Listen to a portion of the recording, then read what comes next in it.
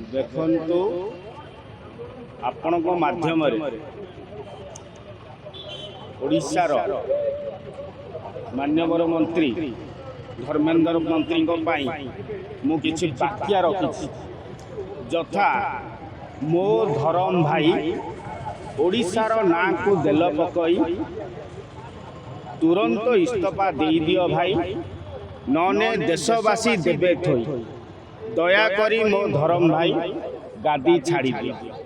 ଆପଣଙ୍କ ଦ୍ୱାରା ଶୋଭା ପାଉନି, ବିଶ୍ୱବାସୀ ଓଡ଼ିଶା ଉପରେ ଥୁ ଥୁ କଲେଣି। ଯେଉଁ ଅସ୍ମିତା କଥା କହିକି ଆସିଥିଲ ସେ ଅସ୍ମିତା ଚୁଲିକି ଗଲା। ଯେଉଁ 300 ୟୁନିଟ୍ ବିଜୁଳି ଦେବା କଥା ଛାଡ଼ ହୋ, 300 ୟୁନିଟ୍ ବିଜୁଳି ଦେବା କଥା କହିଥିଲ ତାହା ବି ଦରକାର ନାହିଁ। ତମେ ଗାଦି ଛାଡ଼ିଦେଲେ ଆମ ଓଡ଼ିଶା ଉଜ୍ଜଳ ଭବିଷ୍ୟତ ହେଇଯିବ। ତମେ କାହିଁ ସେ ବେହିଆ ମୁହଁରେ ସେ ଗାଦି ଉପରେ ବସିଛ?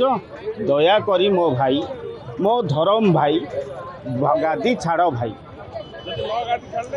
ଆଗାମୀ ଦିନରେ କକ୍ରୋଚ ତାଙ୍କର କ'ଣ କହିଲେ, ସେ ଯେଉଁ ବସିଥିଲେ ଯେଉଁ ଚେୟାରରେ ତାକୁ ଖାଇବା ଆରମ୍ଭ କଲେଣି। ଦୁଇଟା ଖଣ୍ଡେ ଯେଉଁ ତାଙ୍କର ଯେଉଁ ଗୋଡ଼ ଯୋଡ଼ାଏ ଭାଙ୍ଗିଗଲା, ଆଉ ଦୁଇଟାରେ ଗଳି ପଡ଼ିବ।